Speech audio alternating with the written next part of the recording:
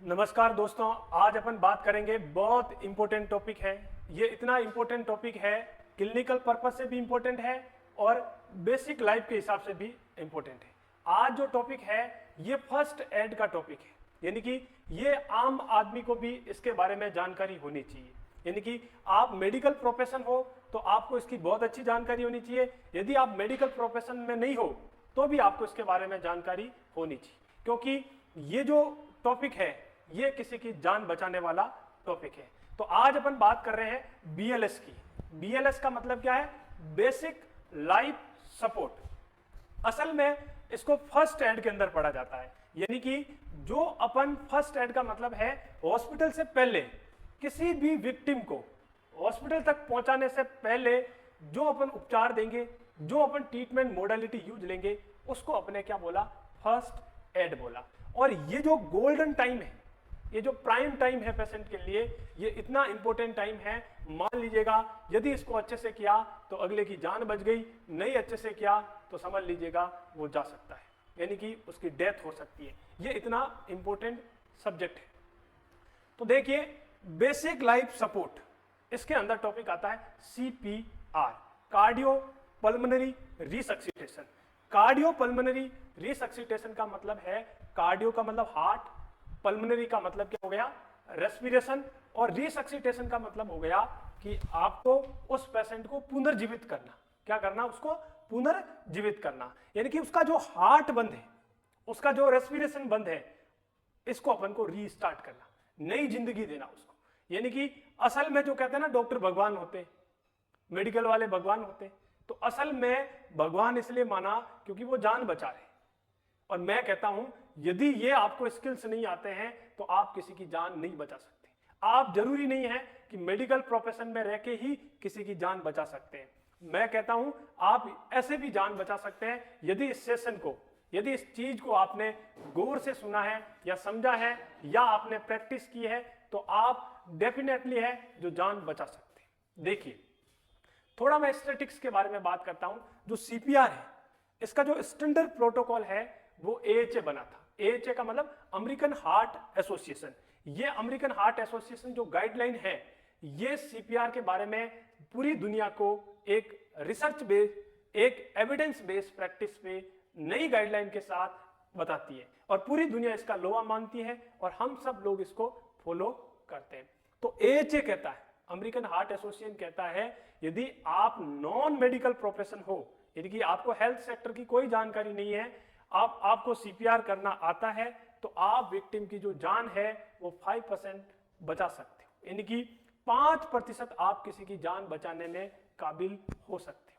और यदि आपने थोड़ा सा अच्छा ट्रेनिंग लिया है, आपको बार बार प्रैक्टिस भी है और आपका स्किल्स भी है, तो आप इस प्रतिशत को बढ़ा सकते हो, डबल कर सकते हो, अप्रोक्स 10% कर सकते हो। और यदि आप मेडिकल प्रोफेशन में हो तो आप इसको 15% जो है आप किसी की जान बचा सकते हो। तो देखिए साथियों, यदि अपन मेडिकल प्रोफेशन में है तो भी अपन इसका जो प्रोग्नोसिस है वो थोड़ा पुअर टाइप का है, कम है, क्योंकि 15% ही है।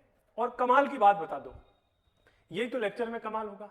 तो कमाल की बात यह है, यदि आप फर्स्ट एड करने वाले हो और आपने किसी एम्बुलेंस को या किसी को हेल्थ सेक्टर में फोन किया और उसको बोला AED मशीन लेके आना, ये वो मशीन है ऑटोमेटिक एक्सटर्नल डिफिब्रिलेटर। ये वो मशीन है यदि आप विक्टिम पे अप्लाई करते हो, और ये जो मशीन है ये आइडेंटिफाई करती है पेशेंट का ECG और ऑटोमेटिक VF, वेंट्रिकुलर फिब्रिलेशन और वेंट्रिकुलर ट्रेकिकार्डिया, ऐसी स्थिति में जो शॉकेबल रिदम है उसको शॉक डिलीवर कर देती है, और पेशेंट के जो लाइफ सेविंग का प्रतिशत डबल हो जाता है। 30 एबव जो है 30 से ज्यादा प्रतिशत पेशेंट की जान बचने की संभावना रहती है। तो ये भी आपको मालूम होना चाहिए। तो आप लोगों को ये पूरा अपन लोग जो है फर्स्ट एड के अंदर बताएंगे कि फर्स्ट एड में कैसे, किस तरीके से जो है अपन पेशेंट की जान बचाएंगे। तो देखिए, ये जो AHA कहता है, अमेरिकन हार्ट एसोसिएशन कहता है कि जब भी ऐसी ट्रेजेडी हो, यानी कि जब भी ऐसी घटनाएं हो या चाहे घटनाएं कहीं पे हो, तो आपको AHA का प्रोटोकॉल फॉलो करना है। देखिए, हमेशा इस बात का ध्यान रखना है, कभी भी विक्टिम कोई बेहोश होकर गिर जाए या अनकॉन्शियस आपके सामने हो जाए या आप उसको इस स्थिति में देखा है, तो आपको फर्स्ट ऑफ ऑल पेशेंट का रेस्पॉन्स चेक करना है। रेस्पॉन्स चेक करने के लिए पेशेंट का आप कैरोटिड पल्स देखोगे। कैरोटिड पल्स को असेस करोगे विद इन 10 सेकेंड से कम समय में, यानी कि आप पेशेंट का कॉन्शियसनेस चेक करोगे, पेशेंट के शोल्डर पे ट्रैप करोगे जोर से और उसके कान में साउट करोगे, बोलोगे आर यू ओके, और यदि पेशेंट रेस्पॉन्ड नहीं कर रहा है, आपने फटाफट कैरोटिड पल्स को देखा और कैरोटिड पल्स को देखा, कैरोटिड पल्स नहीं आ रही। साथियों सुनिएगा, यदि आप कैरोटिड पल्स देख रहे हो तो आपको लुक, लिसन और फील, यानी कि आपको लेस देन 10 सेकेंड, 10 सेकेंड से कम समय में इस बात का रूल आउट करना है कि पेशेंट में कॉन्शियसनेस है कि नहीं है, पेशेंट में रेस्पॉन्स है कि नहीं है। इस बात को आपको आइडेंटिफाई करना है। तो लुक का मतलब पेशेंट के चेस्ट को देखना है, लिसन का मतलब कान से सुनना है, और फील का मतलब पेशेंट का कैरोटिड पल्स चेक करना है। इनकी आपका जो पोस्चर है वो इस तरीके का होना चाहिए, पेशेंट के नोज की तरफ आपका ईयर होना चाहिए, आपकी नजरें पेशेंट के चेस्ट की साइड होनी चाहिए, और आपकी जो उंगलियों से पाल्पेशन है वो कैरोटिड पल्स में होना चाहिए, और लेस देन 10 सेकेंड आप उसको रूल आउट करें और रूल आउट करके फटाफट उस चीज का रेस्पॉन्ड करें।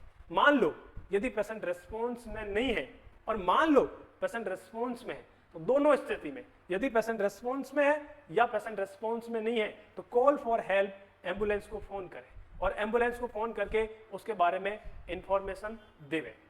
यदि विक्टिम अनकॉन्शियस है तो आप उस हेल्थ केयर प्रोफेशन को बुलाने के लिए जो कॉल किया आपने एम्बुलेंस सर्विस के लिए, मान लीजिए अपन जो लेक्चर है राजस्थान जोधपुर से रिकॉर्ड कर रहे हैं, तो 108 जो भी इसका नंबर है आप इसको कॉल करके फटाफट कॉल फॉर हेल्प बोलोगे।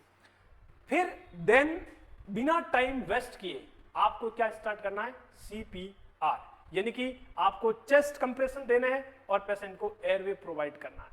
यदि आपने चेस्ट कंप्रेशन कैसे देने हैं ये भी मैं बताऊंगा, कितने देने हैं ये भी मैं बताऊंगा, पेशेंट को एयरवे कैसे देते हैं, कौन सा मेथड करेक्ट है, ये सारी जानकारी एक एक करके अच्छे से मैं बताऊंगा। तो मेरे साथ बने रहिएगा और इस चीज को अपन आगे कंटिन्यू करते हैं।